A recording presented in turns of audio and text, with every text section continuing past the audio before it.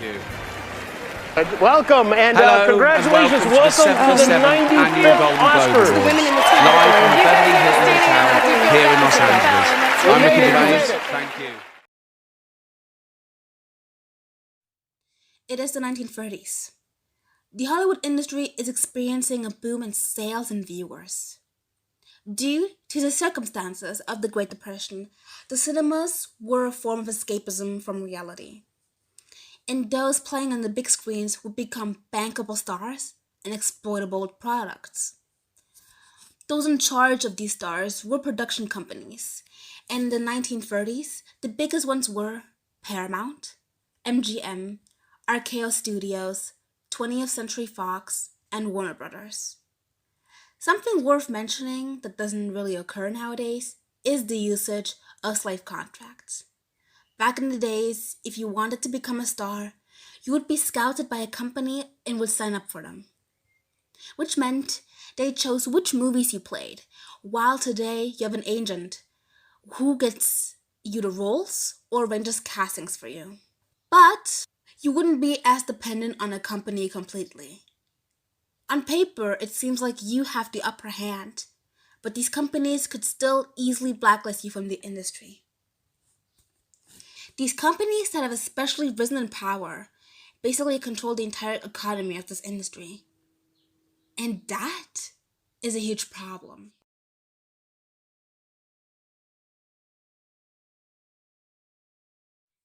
Disney, Universal, Paramount, Columbia, and Warner Brothers.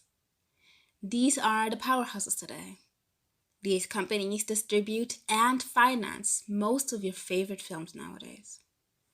To understand how they can release so many films, we need to see how the system functions, with the special diagram that I have prepared. Okay, so at the top of this diagram, we have the companies/studios, aka Disney, etc. In the middle, and technically the bottom, we have the production companies, aka the studios subsidiaries that they've either created or have bought. The big studios will finance the production companies, have them create movies, and then will distribute these movies to the masses. Technically, before they actually distribute it to the masses, before the big studios release the movie to the entire world, they will usually premiere it at a film festival, and then 3 weeks later they will officially release it in theaters and to everyone. And here comes an underlying issue: the lack of independent films and the say and control of rich 5 men in power who decide what gets aired or what doesn't. To me personally, it kind of feels weird knowing that the stuff I watch on Disney Plus or Netflix all were decided by a person in power. That's just me, maybe. Look closer to certain movies or series in specific genres. There's usually a weird amount or absurd amount of SA or harassment that usually gets thrown under the rug. What I mean by that is, not always, but usually, producers or directors will add their own fantasies or expectations onto characters. Look at Euphoria. It's not always, but it usually happens to be the case where producers or directors will add their own fantasies or expectations onto characters. Euphoria, for example. And especially in a lot of rom-coms, topics such as SA get used for funny moments or make a character the butt of the show. When it comes to independent films, there's one I really highly recommend, and it's called Bowling of Columbine. It explores and follows the story of the massacre and the attack on Columbine High School in 1999. It's a pretty good documentary, and it explains the process as to how this could have possibly happened, and also goes further into detail about gun control in the USA. The entire reason I'm mentioning this film is because it was made by an independent filmmaker. and it also became one of the most successful independent films as of recent. Independent filmmakers have always had a struggle in this industry, and nowadays, with nepotism coming into play, and film producers and directors having their own children and them growing up and also falling into their parents' footsteps, this market is oversaturated, and there isn't anything fresh or new being brought to the table. You know, Harvey would talk to me about women that he'd had affairs with. I didn't necessarily believe them, quite honestly, because to believe them would be to believe kind of the worst of some actresses who were friends of mine. I knew he was an you know? I mean, he was proud of that. George Clooney and Matt Damon now coming to terms with the disturbing allegations of abuse by their former mentor, Harvey Weinstein. You had to spend about 5 minutes with him to know that he was a bully, he was intimidating. October 2017. The New York Times reports about allegations of rape and SA levied against the producer Harvey Weinstein. These reports resulted in an effect that was coined the Harvey Weinstein effect. I know, very creative.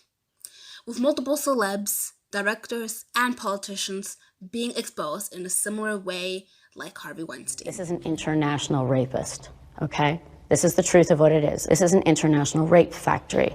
Every single place he ever stayed, there were people there set up to help him rape. This is how it went. This is what it was.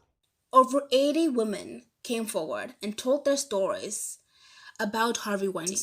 What do you mean by a body flashback? I can feel him there. The him she's speaking about is Harvey Weinstein. More than 90 women, including McGowan, have come forward to accuse the once powerful movie mogul of acts ranging from sexual misconduct to rape, which would wind up getting him arrested in March of 2018.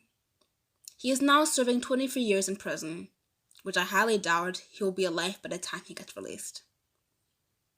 I now should be happy that a disgusting man like him is in jail. But the fact that this had been going on for at least 30 years and that he only got 23 years in prison is astonishing to me. But news like these aren't anything new to the Hollywood industry. It just happened to have affected a huge figure in the industry. But this industry can be cruel, especially to young women who want to make it big in the industry. And she was, you know, the first lady of Miramax, and he treated her incredibly respectfully.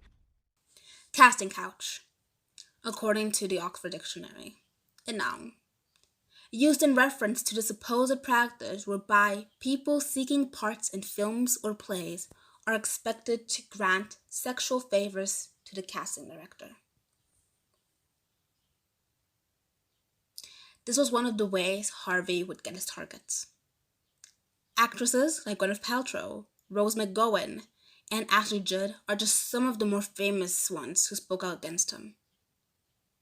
Note that they all worked or met Harvey Weinstein in certain similar ways. People, women, girls would be said, oh, you have a meeting or come to a party. They would show up and that party is just him. Many of his victims are more unknown, or people who were blacklisted without anyone knowing. According to the Mirror, this is a quote from Harvey Weinstein himself. You were born rich and privileged, and you were handsome.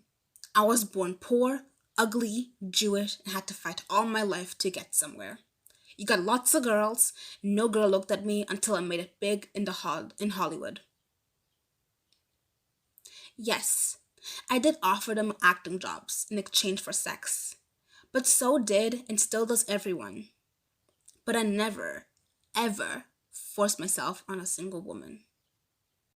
The concept of the casting couch, according to Harvey, is a real thing, and it seems to be quite common.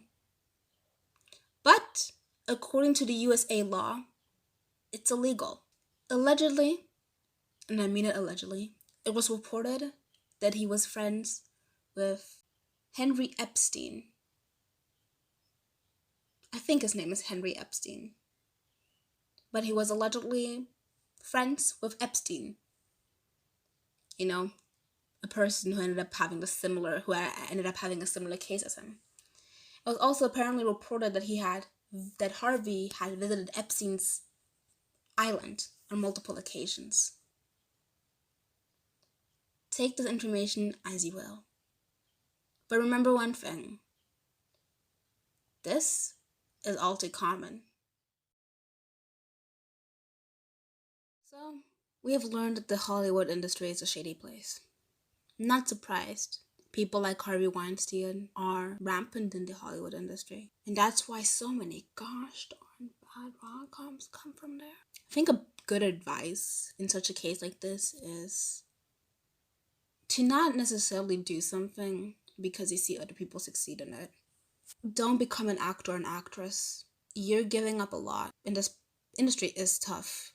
And if you don't have any connections within it, you're bound to fail or get false promises and be exploited. Thank you for listening.